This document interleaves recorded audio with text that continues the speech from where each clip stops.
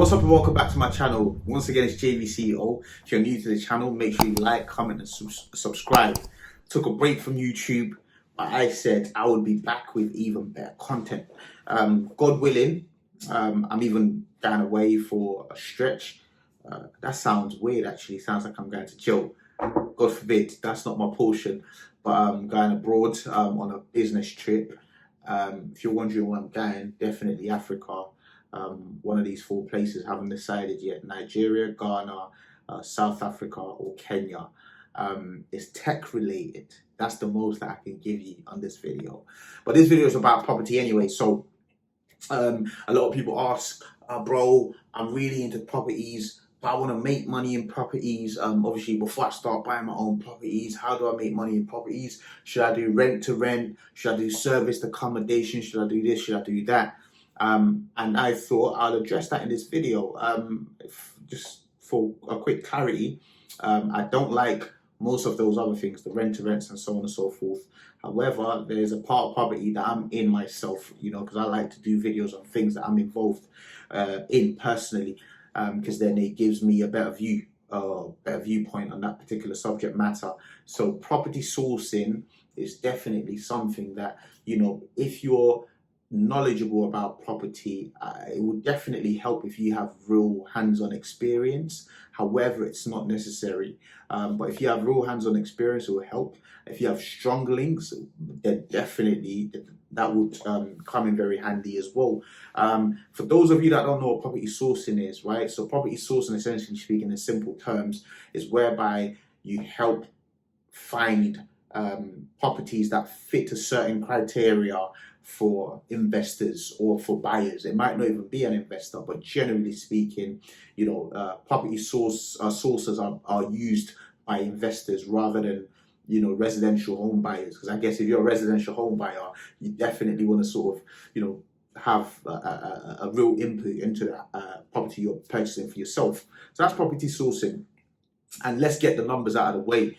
Generally speaking, the sourcing business varies, right? But in terms of charging, in terms of fee, you're looking at sort of like £3,000 to £5,000 or around 2-3%, depending on what's greater. So if you're sourcing a really cheap property, let's say 60,000, then 2% of it is 1,200. That obviously 3% is 1,800.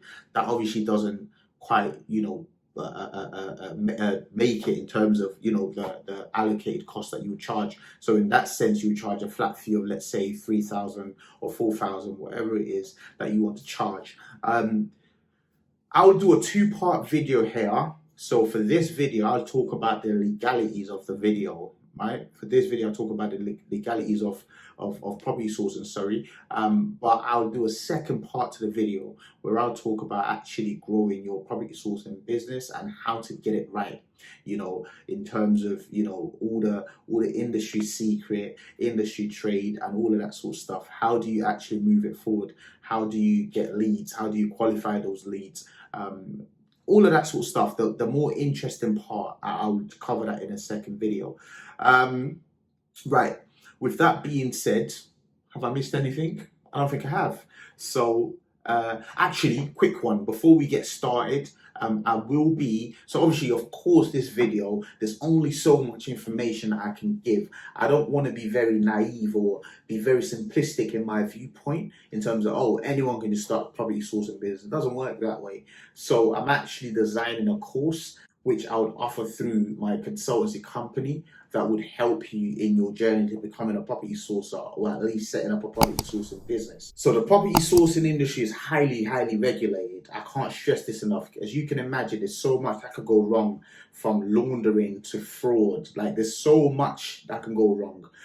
So, the first thing, you have to really think about when it comes to structuring your property sourcing sort of business is obviously the main thing, actually registering it the right way as a business. So you want to make sure that all the codes are correct. So essentially speaking, a property sourcing company, you're actually setting it up as a letting agency in a sense. All the codes are kind of very similar and consistent with that of a letting agency. So that's number one. Number two, making sure that you've registered with all the regulatory bodies within that field. There's three main sort of bodies that regulate this field, right? And generally speaking, they will deal with all sorts, from like complaints from clients to a whole lot of other things, to making sure that you're always up to speed in terms of training and knowledge. But you got the ombudsman service, you got the redress scheme, and then you've got the property ombudsman. And I think I believe, if I'm correct, I'm part of either the property ombudsman or the redress scheme. I can't remember exactly which one that I registered for. I think it might be the property ombudsman. And if I remember correctly, I paid around, I think, £130 for the year. At the moment, I'm trying to actually get that sort of certification transferred to another company, because I'm no longer trading under the company that I registered it with, and I merged two businesses together, sort of stuff. So I'm looking to transfer that over. So that's quite simple to do.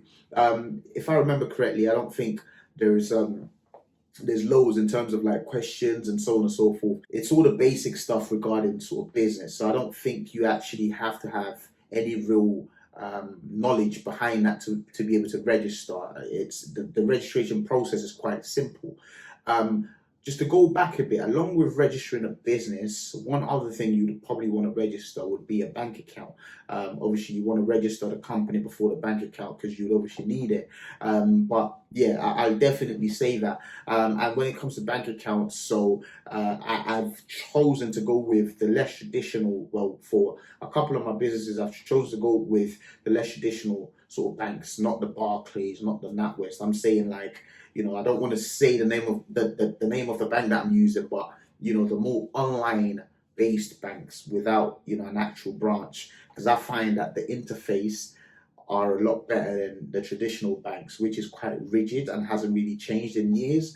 And also, I don't really need to go into the bank as as a property source of business, so I thought, yeah, just easier that way. And obviously, I like to sort of spread my risk across different banks. So let's say I'm with NatWest, I've got a personal with NatWest, let's say I've got one of my businesses with NatWest. I don't want to then have another business with NatWest. I'd rather go somewhere else, that sort of stuff. So it spreads the risk about a bit. So once you've done these things, the next stage is to go through the anti-money laundering registration. So this is quite simple. You do this via the government website. If you literally just type it in on Google, register for anti-money laundering, you go on the government website, it would ask you a couple of questions to make sure that you actually need to register for anti-money laundering, but it's very important. And there's a couple of trainings with regards to that as well. Apologies. And it is really important, because if you put your head on if you put your neck out there and something goes wrong within the company, it's really on you if you haven't done the right money laundering checks and so on and so forth. Again, for any of you guys that have actually gotten a mortgage, you would attest to this. When you apply for your mortgage, there's a whole bunch that's asked of you, from pay slips to bank statements to source of deposits and so on and so forth. All of this is all money laundering checks. And sometimes, when the broker isn't actually comfortable with those deals, they could actually ask for additional deal. They start to ask for like reference from employer, confirmation from your HR department in terms of what you earn. Like, there's a lot. It's actually happened to me before where I had to jump through a lot more hoops. But that's that. Get your anti-money laundering in place, and then from there you move on to data protection. Again, you need to register for that, considering the amount of details, from sort of like the details coming in via your lead generation sort of module or platform, onto client details. You've got very, very sensitive data. You've got bank statements, you've got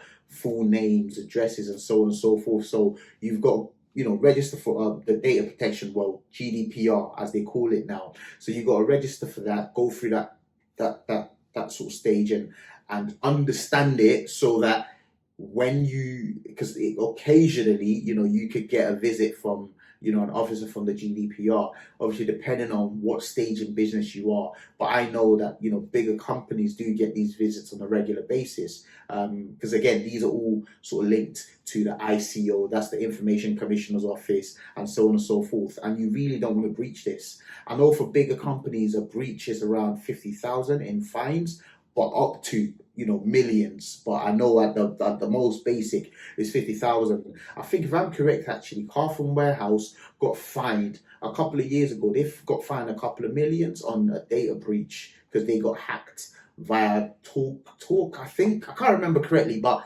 definitely they got fined. So, even as a small business, these are things that can really bankrupt you. And I know you're thinking, oh, but we need to understand the ins and outs and how to market a business and do this and do that.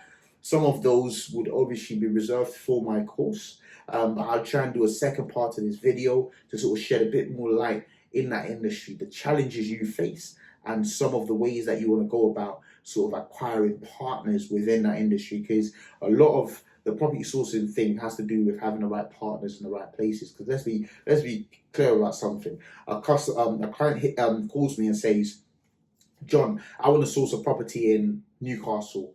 I don't have no strong links in Newcastle, like on my own anyways. Like I don't have no properties in Newcastle or nothing. But now I have actually sourced 2 properties in Newcastle before, simply because I had the right people in the right places. So, your networking really is your net worth in the property sourcing industry. And I just want more people to start businesses from, just watching my YouTube video, to go a lot further in life, to want more out of life. Because if I'm honest with you, to just work a 9 to 5, for me, is quite boring. So challenge yourself. Start this on the side, and then you could grow it to a full business. Let's run some numbers, right? Let's imagine, you're charging a flat fee of 4,000. Imagine you sourced 1 property a month. I'm sure for most of you, that's more than you're earning a month at the moment. 1 property a month, that gets you up to 48,000, just under 50,000 a year. You really can't go wrong with it. So that's just me giving to you guys in terms of a business idea. Quick one, shout out, Be Pure, right? You need to hook me up because this top is looking bad now, man. You need to hook me up, but yeah, shout him out. I'll try and get a link and put it in the description section in terms of where to get the merch from and so on and so forth. It's one of my good friends. He's a hustler and he's getting it. He's into the fashion sort of field and so on and so forth. But yeah, that's that on this video anyways. I hope you enjoyed it. If you did, then make sure you like, make sure you comment, make sure you subscribe. Let me know what you want to see next, and engage in the comment section and share this video to whoever you think might benefit from it. Thank you for watching.